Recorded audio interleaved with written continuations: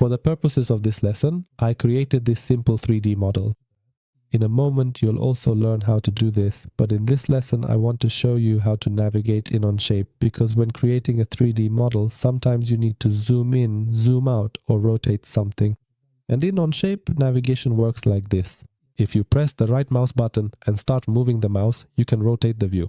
If you press the middle mouse button or the mouse wheel and move the mouse, you can pan the view in the workspace, and by scrolling the mouse wheel, you can zoom in and out.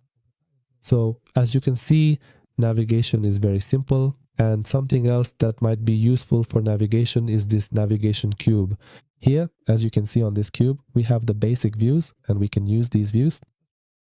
Simply, when we click on the selected view on the cube, we can set ourselves in that view. Here, do you see? We also have the corners of this cube, and we can click those as well, and there are arrows that let us rotate the view. And these are the basics of navigation, and we'll be using them regularly, but in the initial lessons, I'll keep reminding you how navigation works.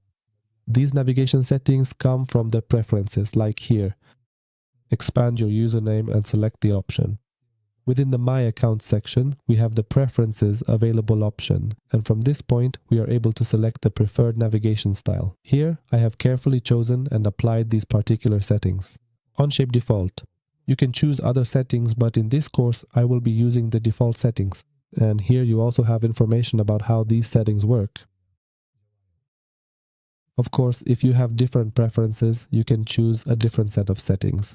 While we're in the settings, we can also pay attention to the units. Here you can specify the units you work in. At the beginning, the most important will be the length units. I have millimeters selected. As for setting the units for working with this course, I think that here the key will be the length units and the other units will be less important, but in any case, I have these units set up this way. And here, as an interesting note, we also have the theme, light theme, dark theme. At this moment, the dark theme is in beta, but if you prefer working in dark mode, you can try setting this theme. Okay, I'm going back to the document now. These are the navigation and Onshape settings I have.